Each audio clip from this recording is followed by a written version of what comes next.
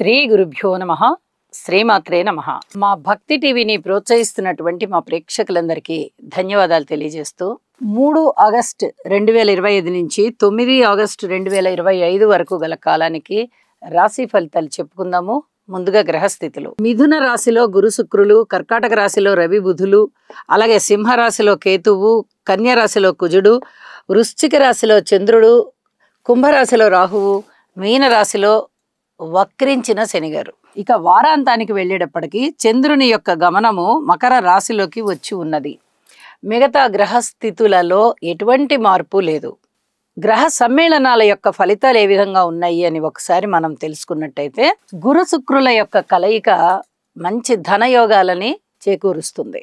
అయితే గురువు శుక్రుడు ఇద్దరు కూడా శుభగ్రహాలు అవ్వడము, ఇద్దరు కూడా గురువుకి సంబంధించిన గ్రహాలే అవ్వడము ఇక్కడ గమనించదగ్గ విషయము. ఇద్దరు పరస్పర వ్యతిరేకులు అయినప్పటికీ కూడా ఈ గురు శుక్రుల యొక్క కలయిక చక్కటి ధనయోగాన్ని ఇస్తూ ఏ ఏ రాసుల వారికి అద్భుతమైన ధనయోగాన్ని ఇస్తుంది అనేది రాసుల్లో తెలియచెప్పుకుందాం. అలాగే రవి బుధులు, బుధ ఆదిత్య యోగము ఏ రాశిలో ఉన్నా కూడా మంచిదే అని చెప్పి మనకి జ్యోతిష శాస్త్రం చెప్తూ ఉన్నది.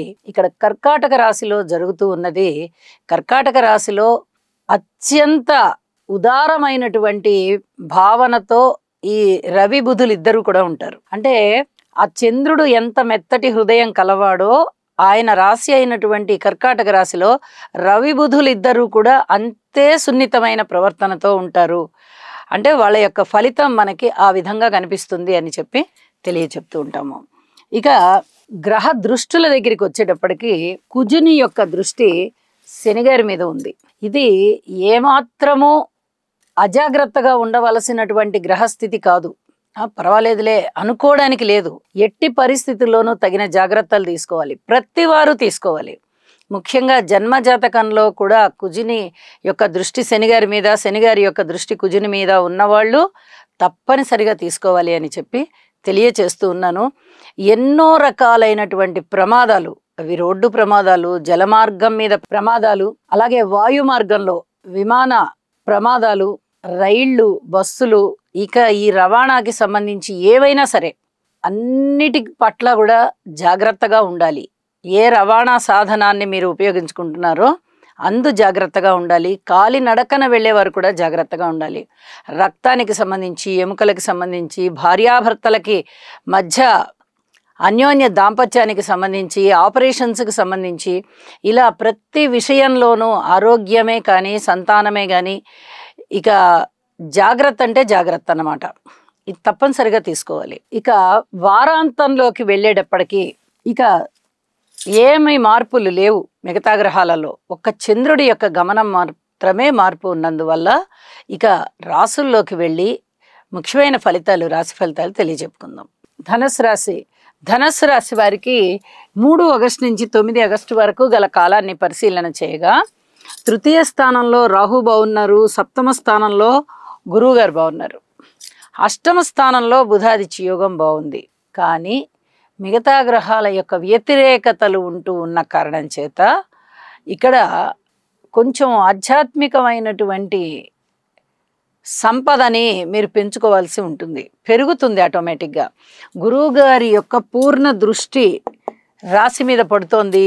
అలాగే గురు శుక్రుల కలయిక వల్ల ధనయోగాలు బాగున్నాయి, మృష్టాన్న భోజనాలు ఉంటాయి, విందు వినోద కాలక్షేపాలు ఉంటాయి. అలాగే ధనానికి సంబంధించి ఇబ్బడి ముబ్బడిగా ధనాన్ని మీరు సొంతం చేసుకోగలుగుతారు. వస్తుంది, మీకు ధనం వస్తుంది, ఊహించని విధంగానే ధనం వస్తుంది.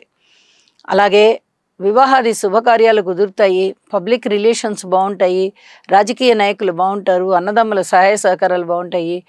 ఎన్నో రకాలుగా మీకు అద్భుతమైనటువంటి ఫలితాలు ఉన్నాయి అని చెప్పచ్చు. మరి ధైర్య సాహసాలతో నిర్ణయాలు తీసుకునేది కూడా బాగుంది.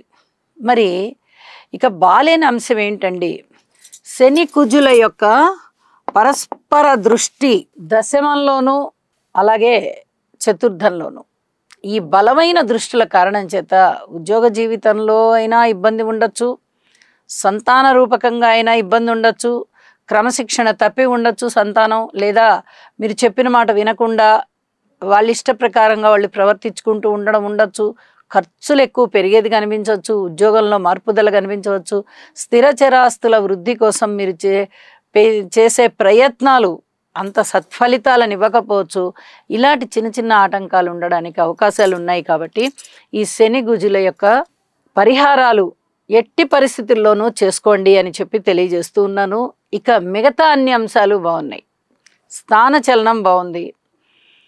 ఇప్పుడు చెప్పుకున్నట్టుగా ధనయోగాలు బాగున్నాయి. అలాగే దైవపరంగా చేసేటటువంటి శుభ కార్యక్రమాలు చాలా బాగున్నాయి. దైవం రూపకంగా ఎక్కువగా ధనాన్ని ఖర్చు పెట్టేది కనిపిస్తోంది. ఈ విధంగా మీరు ఎన్నో విధాలుగా బాగుంటారు. పిత్రార్జితం బాగుంది, అన్నదమ్ములు బాగున్నారు, సన్మాన సత్కారాలకి అర్హులవుతారు. మీ వ్యక్తిగత జీవితంలో ఎనలేని పేరు ప్రతిష్టలు వస్తాయి. చాలా చాలా బాగుంది అని చెప్పి తెలియచెప్పడం జరుగుతోంది. సంతానం బాగున్నారు, అన్నదమ్ములు బాగున్నారు, మాతృవర్గ రీత్యా కూడా ఓర్పు కలిగి ఉండండి, బాగానే ఉంటుంది. సంతాన రీత్యా కూడా ఓర్పు కలిగి ఉండండి, బాగానే ఉంటుంది. ఇక రుణభారాలు తీర్చుకునే క్రమంలో ఉన్నారు మీరు. భార్యాభర్తల మధ్య అన్యోన్యత బాగుంది, శుభకార్యాల నిర్వహణ బాగుంది, శుభకార్యాలు ఇంట జరుగుతాయి. ఆ సూచనలన్నీ కనిపిస్తూ ఉన్నాయి. అలాగే దూర ప్రాంత ప్రయాణాలకు కూడా వెళ్తారు. పిత్రార్జితాలు బాగున్నాయి. ఉద్యోగ జీవితంలో ఓర్పు కలిగి ఉండండి అని చెప్పి తెలియజేస్తున్నాను. విద్యార్థులు మరింత శ్రమ పడాలి. స్త్రీలకి బాగుంది. వ్యవసాయదారులకి కష్టపడిన కొద్దీ ఫలితం అనే తీరుగా కష్టం కనిపిస్తూ ఉంది. వారాంతంలోకి వచ్చేటప్పటికి ద్వితీయ స్థానంలోకి చంద్రుడు వచ్చారు. అంత పెద్దగా లాభాలు అయితే ఏం కనబడబోవడం లేదు. కాబట్టి మామూలు సాధారణ జీవితమే ఉంటుంది. కాబట్టి ఈ వార ప్రారంభంలో ఉన్నటువంటి గ్రహస్థితులే వారాంతంలో కూడా రవి గురులు ఉన్నారు. కాబట్టి ఫలితాలలో పెద్దగా మార్పు లేదని చెప్పి తెలియజేస్తూ శుభం. రాహుగ్రహం యొక్క అనుకూలత కొరకు అర్ధకాయం మహావీరం చంద్రాదిత్య విమర్దనం సింహికా గర్భసంభూతం తం రాహుం ప్రణమామ్యహం.